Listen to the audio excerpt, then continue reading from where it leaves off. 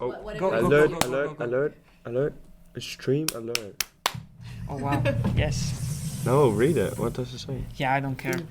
Hi everyone, welcome back. This is of course Verba Manent, Seoul State of Mind, episode 2. And today we have finally our usual co-host. Yeah, I'm here. Oh, After 6 months.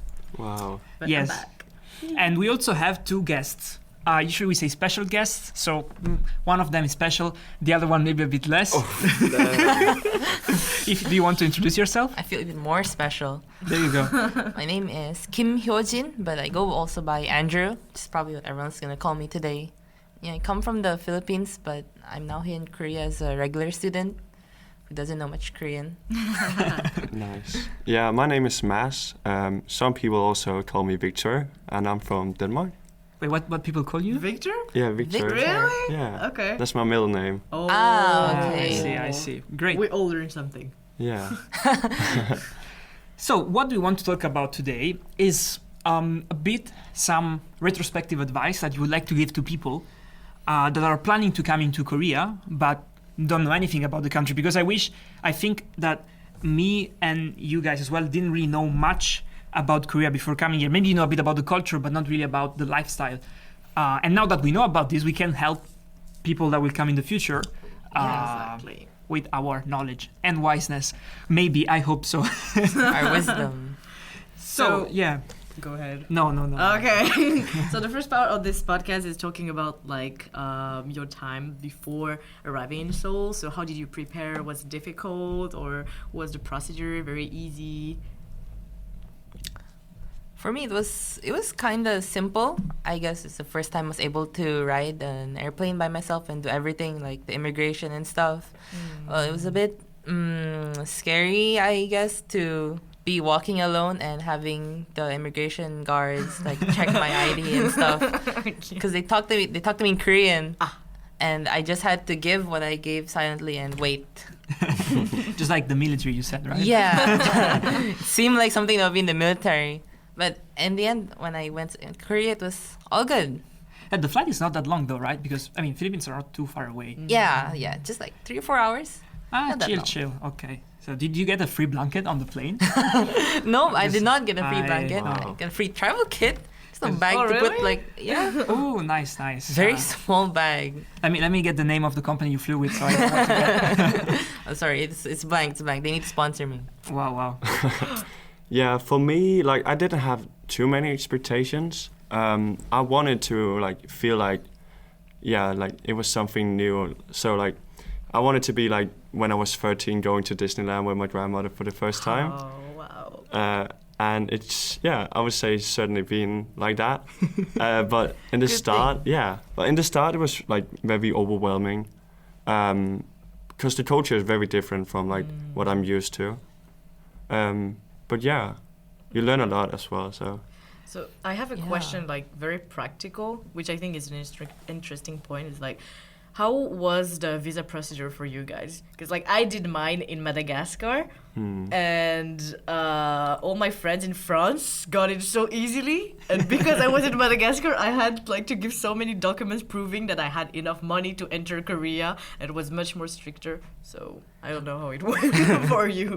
Oh well, this question doesn't apply to me because I'm also Korean. I have a Korean citizenship, so I didn't have to do a Oh, you had the Okay. proverbial foot in the door already visa. Yeah, my Nice. foot was already in the door. in Korea. Wow, No, okay. it was a struggle for me as well. Oh, 'cause really? in Denmark, we only have the embassy in the capital, in Copenhagen. And I live like 3 hours away from the capital. Okay. And we can only get the visa through like the embassy. So I had to do the whole process. So I wanted to be in good time, so I went there like half a year before I went to Seoul. Wow.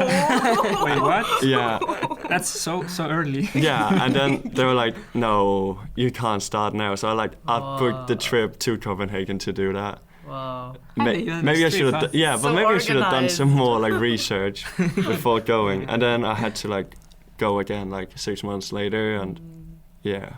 I mean, at least you know what to do by then. Yeah, going there to find out that you couldn't do it was the Yeah. research. To be fair, I feel like doing it in Italy is very strategic because there's so little Italian people in Korea, which means that they have almost no work. So they're super fast. Like Amazing. I went there, I brought the documents, and no one was there. There was like a Korean guy sleeping on the couch inside the embassy. Sounds like a good job. Yes. Oh, chill job. And yeah. then 6 days later, I had everything. It was like 6 days. the easiest thing in the world. Nice. Wow. Yeah, there you go. So Lucky go to you. Italy and ask it in Italy. The Italian way. And did you like? I think one of the things that, like, at least for me, was a bit overwhelming coming here is the fact that there is so many things are going on, so different activities, many different places. You have inputs from every side. There's 10 million people here, right? So this is a lively city. What were for you the biggest challenges you faced coming here in Seoul, or in general to live in Korea? Yeah, I would say like as you mentioned, like being overstimulated. Like so people are like fighting for your attention. So what I mean by that is like there's a lot of lights at like every building, and it, like I lost my luggage as well. So that wasn't really nice when I got there, right? But I was so tired just from like walking around, and then I had to like communicate with people, and most of them didn't speak any English.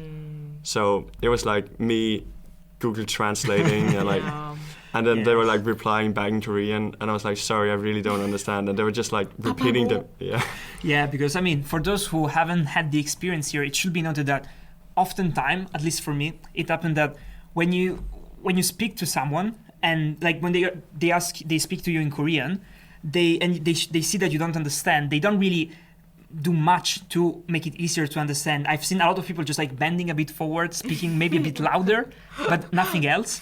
And I don't know, in Italy, usually what we do is we start, use our hands to tell what we're trying to say. So it's easier to understand. And here it was so scary because you had these people talking to you and then what's going on? Yeah, you felt lost. Often. Yeah, for me too, it was like that.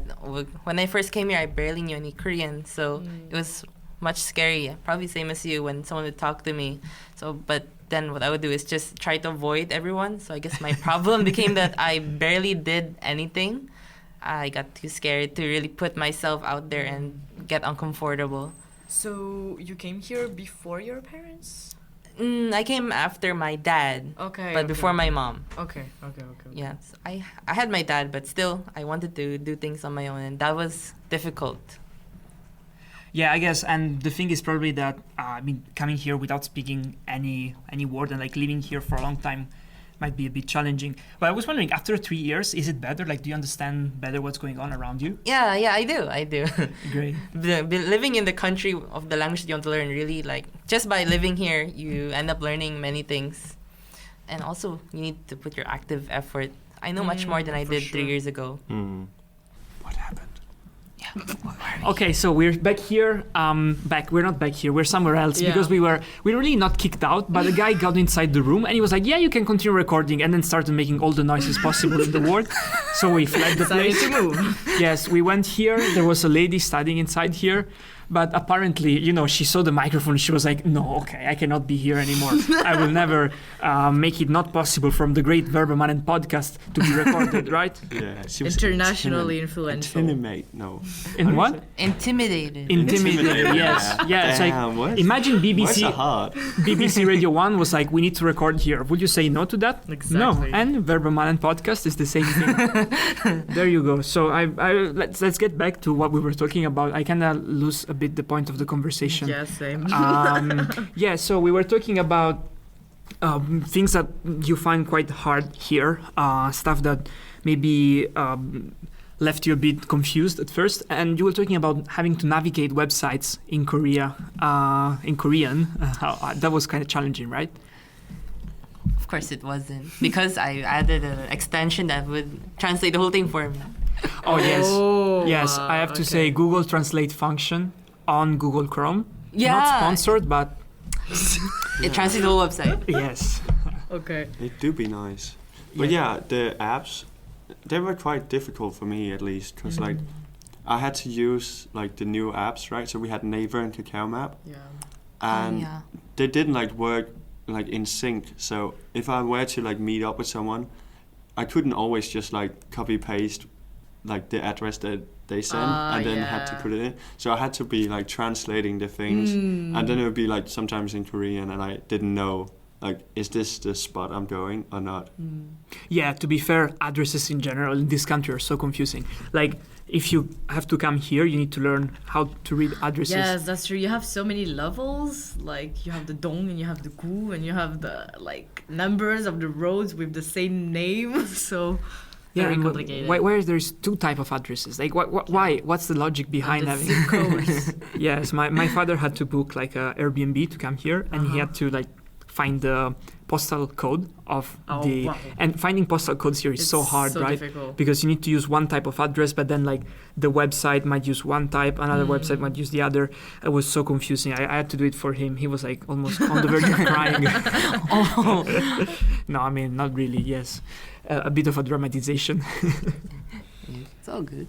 But yeah, and probably another important thing, I think it's like, it really, like in this country, I don't know why we always get pop-up notifications of like true. emergencies. Alert.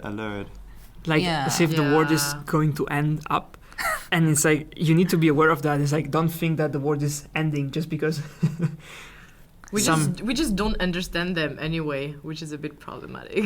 But Yeah, it's true. I was also at the dormitory that I live in, and then at one point there was just like a big Korean voice just like speaking, like, and I didn't know where the voice was coming from, so I was like, what the fuck is going on? And I had like a meeting with like my international business group because we had a presentation, okay.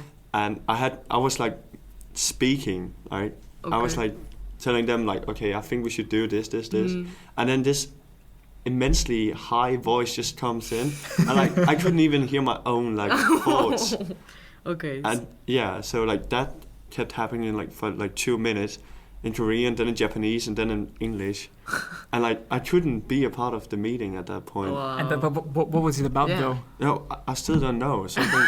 It came in English, but But you still don't know. No, I was just like no. Too shocked? Yeah, like some sort of alert. Yeah. that was from a phone. No, like something I don't know. It looks like a traumatic experience. Yeah, Yes. when my phone first did the emergency alert, it Yeah, still had the I was sounds like scared. beep. Yeah, and it's beep. so loud. Yeah, I thought we're getting bombed by North Korea or something, and I got really scared. Only to find out it's just telling about COVID, and then sometimes it tells about a missing person Yes, to look it's- for. Yeah. Often. Yeah, missing yeah. person. It's like a, No, it was actually the earthquake. Height and weight. Now I remember. Oh, there's one for earthquake. earthquake Yeah. too. There was an earthquake here? Yeah, I didn't feel it Yeah. at all, but apparently. Yeah, Well, it okay. was far away from Seoul though. Ah, yeah, okay. that's Yeah. probably why. But it like woke everyone up on the phone because it was like Yeah. beep beep beep beep. I didn't really hear that, but I guess I don't know. But yeah, talking about okay, the bottle. Talking about yeah, because it makes a boring noise. I'm sorry. Residences, right? You were talking. You live in a dorm, actually. So I think another important part, and like someone that is not here yet might be a bit afraid of that, is having to live in a place, having to sleep and live your life in a place that you have never seen before, that you can only see pictures online, and rent the place from someone you have met online. You have no idea what's going on. So we all lived in different places, right? So what was your experience with accommodation? Yeah. So I was lucky enough to know like who I was going to Seoul with, like from my home university. So I met with this person before we were like thinking about what to do, and we were both like agreeing that maybe going to a dormitory would be nice, just to be in like in a good environment around people that's like in the same situation as ourselves. So what we could do, like we had like these recommendations from students who went to Sogang last year, so we read those, and like yeah, that was very informative. Yeah, one thing I would say though is like the food at the cafeteria is really not good. So Oh, really? yeah, that's very, very bad. What do you mean? Actually, because here one of our like Lois, she's not from Sogang, because we're all at Sogang University. Yes. So it's time, to see if this idea that Sky University is Yonsei, it's the best at everything. Is the food better there? It's absolutely amazing. Like But at the the food at dormitory though. Yonsei, it's like, isn't it the same food as the cafeteria? No, Like, no, do you no. have a dormitory restaurant? Yeah. Okay, because like in Yonsei dormitory, they don't have restaurants. Mm. Like they don't have a dormitory cafeteria. They just go to the usual Yeah, because the for everyone. cafeterias that they have here are actually quite nice. Yeah, that's actually something I was so surprised about. Yeah. Seoul, like the food that you get at the cafeteria is so good. Because let's say that French cafeteria or something. Okay. Not. But I would recommend someone else not to buy like a meal plan as I did. Yeah, I mean, honestly, actually depends, because if you're vegetarian, for example, you don't even have the choice. Like, I got my own place just so I could have a kitchen, and I have to cook my own food, because here it's like that's an important thing. If you're a vegetarian, find a place with a kitchen. Otherwise, you won't eat in this country, because everywhere there is meat. There is meat. Even in kimchi, I learned that you have fish inside kimchi. So even the most vegetarian thing in the world, no, not true. Do you have fish in Yes, you have some of them. You have to ask, and because I mean, I don't know about you, but I cannot really ask. Is there fish in this kimchi in Korean? It's okay, you'll get to it Yes, at one point. slowly. So how is it to live in a single room? I think it's quite nice because you can again cook your food, which is the most important thing in the world for me. And you have your own space, so if you're a bit too messy, no one really cares. You can invite people over. You could record. That's very cool. Yeah, that's true. Yeah, I mean, you could also record podcasts if you wanted to. I mean, After yeah. inviting them over. Yes, exactly. You won't have like a random Korean guy that starts entering in your room and making noise. Although I have to say, my neighbor, he's so noisy, like because the wall is not very thick, and I can tell you whenever he comes home or he's out or whatever he's doing, because I can hear everything. So that's not the best. Damn, I think that's me. Okay, yeah. So today is not the day. Now, of course, like because we have Mats, which is a very busy man. If you see him on video, you can see he looks like a Businessman. wannabe teacher. businessman, one of those has a LinkedIn influencer. Those that type of vibe. So he is very busy, and he always gets business calls, booty calls, everything. Yeah, just like my neighbor, which apparently has a very busy life himself as well. It's always on the phone, always gets in, gets out. Yeah, I can tell you basically everything about this life. We could do a podcast about this life, to be fair. So that maybe not the best thing. And I mean, I don't have I have a Korean shower in the sense that there is no shower in my room. That's not the best thing, probably. Actually, I was wondering, because here, Andrew, which it should be noted that it's Andrew with a silent B, in case you want to look it up online. You actually live with your family, so it's like completely different. And first question is, do you have a shower in your house? Of course I have a shower. So it's not like apartment. Apartment with a bathroom and a shower. It's not a Korean type of shower, like the one just with the hole. No. Oh, with the hole? Yeah. With a hole? What do you mean, like with like no bathtub? Yeah, no bathtub, just a hole in the bathroom. Yes. Yeah, so you have it too. Yeah. So I wasn't scammed. You weren't scammed. Great. And how is it to live with your family here? It's good. I mean, for me, since only my dad, there were only two in the house, I get to live both with family and alone, like half of the day and the other half of the day. Oh yeah. And I mean, you live far away too, so it's not like maybe you probably don't spend that much time at home though. So that's probably a bit less comfortable than having your dorm right here. Yeah. So it takes a long while to go here, but at least I don't meet anyone I know outside my house. But I guess that's also quite a good way of like being filtered out of the pressure of the city a bit. Yeah, you were talking about this before, how it's like a bit of a lighter version of Seoul. Yeah, the place I live at, it's very like just towny. It's towny. There's not many people, so it's very comfortable for me to just walk outside and do whatever because there's no one there, and if anyone was, they don't care. So it's not like coming out in Sinchon when you have 15,000 different lights. Yeah. And, So now I think we're almost there, right? We have 20 minutes. I mean, if we include all the trouble and everything, it's probably going to be a bit less. But we have some final questions, and here is like the moment, to start look deeply into the eyes of whoever is listening to you. You get a white beard, and you start saying, "Son, I have something to recommend you." And here you have the lessons for future people coming here, and maybe for past you, stuff that you will have recommended yourself. So what is the biggest recommendations you will give to whoever is coming to Korea in the future? That's a big question, eh? Learn the Korean alphabet. Very important. Don't rely on the romanizations to read. It will just hinder you if you plan to really learn the Korean language. And especially if you want to navigate. With you can't romanize the address. Yeah. They're not gonna understand. Yeah, if you type Romanized address, it won't work. So you need to learn that. And I mean, is it easy to learn the Korean alphabet though for people who are actually studying Korean? Very easy. Very easy. Like I personally learned it in 3 hours. 3 hours. If you put yourself into it, it's very easy. It's very like it works with intuition. So And it's very constant as well. Like the letters are always the same. Yep. Yeah, Always that's the true. same. And you literally write what you say. Yeah. Like it's not like in all the language when like you have silent letters or 1,000 way of writing something. No, here you just write the sounds you're making. There's a lot less silent stuff in the Korean language. So It's not like French where Yeah, exactly. yeah. So many useless letters. I mean, many of those who listen to us have gone through the pain of having to learn how to write French. That's true. Terrible. This is much easier. And any other advice? I think there's been a few recommendations through the podcast, but like in general, I would just say like go into it with a like open mindset, Exactly. and like you want to learn as much as possible. So don't like, I think just go into it with an open mindset. That would be like the greatest recommendation. Yeah, I mean, this way you don't have too much anxiety about what's happening. Cause What I would say to people is like just don't see what you want to see. You know, because like before coming to Korea, you receive all this kind of affirmations like Koreans are like that, Koreans are like that, Koreans are like that. So once you arrived, if you not have this open mind, you will only see what you've been told, like some prejudices and all. But if you actually open your mind, you'll start to get the reasons of like why they are like that, and if there are other reasons. So I think it's pretty important. Yeah, maybe another thing is also like we live in Seoul, right? So there's so many things. But South Korea is so much more than just like a big city. So I would like travel to like these smaller places. So we went to Jeju one time, and that was like one of the greatest experience of my life.